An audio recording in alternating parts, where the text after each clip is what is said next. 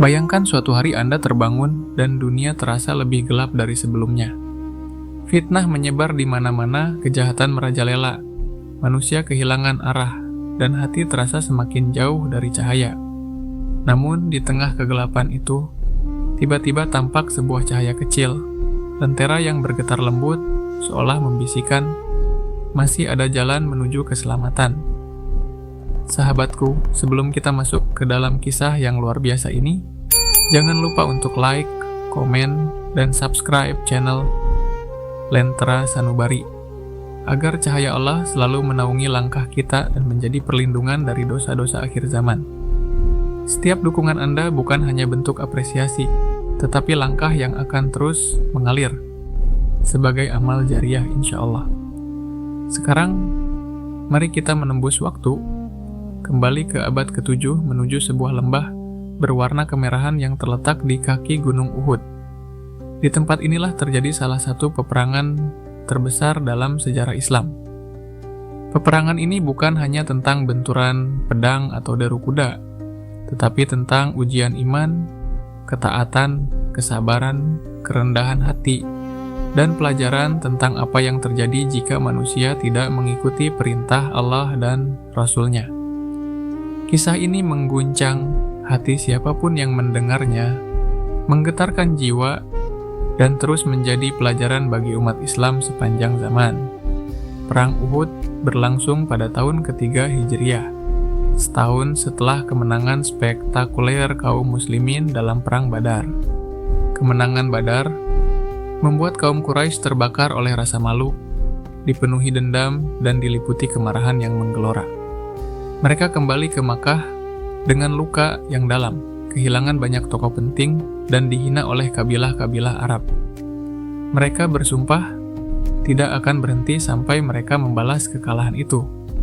Mereka ingin menyerang Madinah, menyerang kaum muslimin, dan menyingkirkan Nabi Muhammad SAW dari muka bumi. Sementara itu, kaum muslimin hidup dengan kewaspadaan. Mereka mengetahui bahwa Quraisy pasti akan melakukan pembalasan. Nabi Muhammad SAW adalah orang yang paling tenang di tengah kecemasan itu. Beliau tidak bertindak berdasarkan emosi, melainkan mempersiapkan strategi dengan penuh kebijaksanaan dan keteguhan iman. Allah mengingatkan dalam Al-Quran tentang pentingnya keteguhan hati. Allah berfirman, "Wahai orang-orang yang beriman, apabila kamu bertemu dengan suatu pasukan, maka teguhkanlah hatimu dan sebutlah nama Allah sebanyak-banyaknya, agar kamu beruntung." QS Al-Anfal 45. Ayat tersebut seperti meniupkan semangat kembali ke dalam dada para sahabat. Mereka memahami bahwa perang bukan hanya pertempuran fisik, melainkan ujian iman.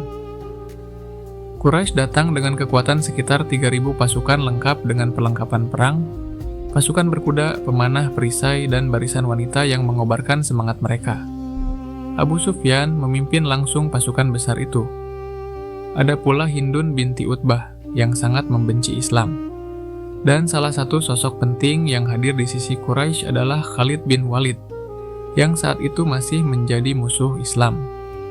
Dia adalah seorang jenderal muda yang brilian, yang kelak justru menjadi salah satu panglima terbesar dalam sejarah Islam setelah masuk Islam. Ketika berita kedatangan pasukan Quraisy sampai kepada kaum muslimin, Nabi Muhammad SAW mengumpulkan para sahabat untuk bermusyawarah. Sebagian sahabat senior, termasuk Abdullah bin Ubay, mengusulkan agar Madinah dipertahankan dari dalam kota. Tetapi sahabat-sahabat muda yang bersemangat menginginkan perang terbuka di luar kota. Nabi Muhammad SAW menerima pendapat mayoritas sebagai bentuk penghormatan terhadap musyawarah meski beliau sendiri memiliki pandangan berbeda. Pasukan muslim berjumlah sekitar 1.000 orang. Namun sebelum mereka berangkat, terjadi peristiwa yang mengejutkan. Abdullah bin Ubay, seorang munafik yang banyak menimbulkan masalah, menarik 300 pengikutnya dan kembali pulang, meninggalkan pasukan dalam keadaan jauh lebih sedikit. Ujian pun dimulai bahkan sebelum pedang diayunkan. Namun Nabi Muhammad Shallallahu Alaihi Wasallam tetap melanjutkan perjalanan bersama pasukan yang tersisa. Di kaki Gunung Uhud, beliau menempatkan 50 pemanah di sebuah bukit kecil, yang kemudian dikenal sebagai Jabal Rumat, Bukit Para Pemanah. Beliau memberikan perintah tegas yang tidak boleh dilanggar. Jagalah kami dari belakang, jangan tinggalkan tempat kalian, meskipun kalian melihat kami menang atau kalah. Tetaplah di tempat ini apapun yang terjadi. Perintah ini bukan sekadar strategi, tetapi ujian ketaatan. Perang pun dimulai. Kaum muslimin bertempur dengan gagah berani. Barisan Quraisy porak-poranda. Banyak musuh yang tumbang, dan pasukan Quraisy mulai mundur. Mereka meninggalkan harta rampasan perang, dan sebagian dari mereka melarikan diri. Kaum muslimin hampir meraih kemenangan gemilang. Namun, saat itulah ujian sesungguhnya datang. Sebagian pemanah yang berada di bukit melihat musuh mundur dan harta rampasan tercecer. Mereka bertanya-tanya apakah perang sudah selesai. Sebagian dari mereka merasa kemenangan sudah pasti dan tergoda untuk turun. Meskipun pemimpin pemanah mengingatkan bahwa Nabi Muhammad Shallallahu Alaihi Wasallam belum mencabut perintah, sebagian besar dari mereka tetap turun meninggalkan posisi mereka. Inilah titik balik paling besar dalam perang Uhud.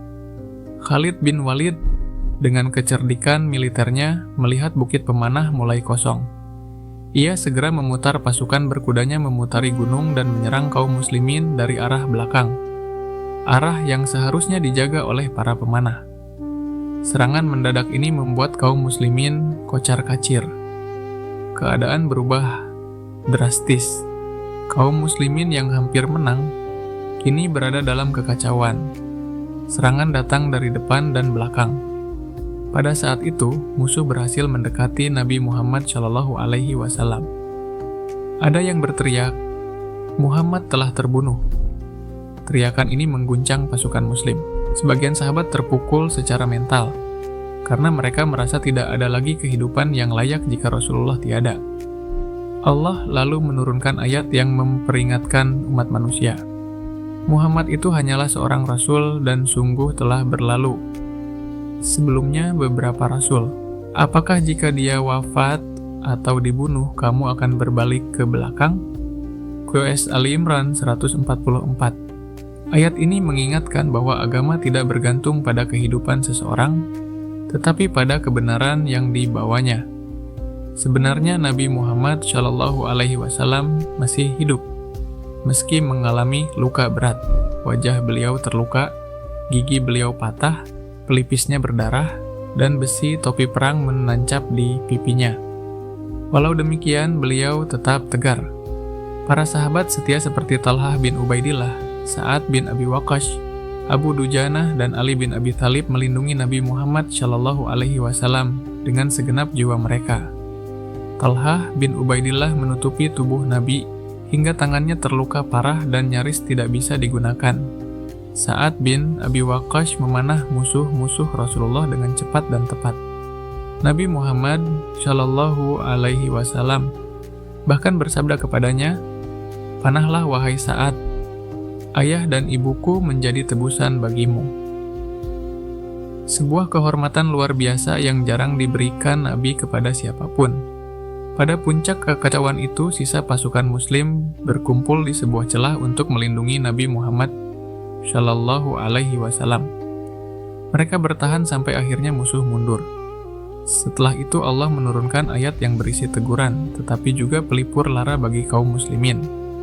Dan sungguh, Allah telah memenuhi janjinya kepadamu ketika kamu membunuh mereka dengan izinnya, sampai kamu lemah dan berselisih dalam urusan itu dan mendurhakai perintah Rasul. Qasdiyum Ali Imran 152.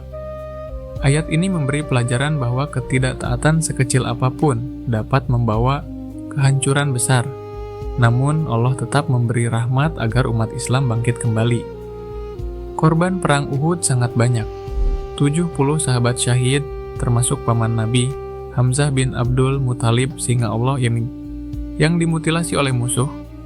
Nabi Muhammad Shallallahu Alaihi Wasallam sangat sedih atas kepergian beliau dan menandai makamnya dengan batu. Meski perang Uhud tidak dimenangkan secara fisik, Quraisy tetap gagal menaklukkan Madinah.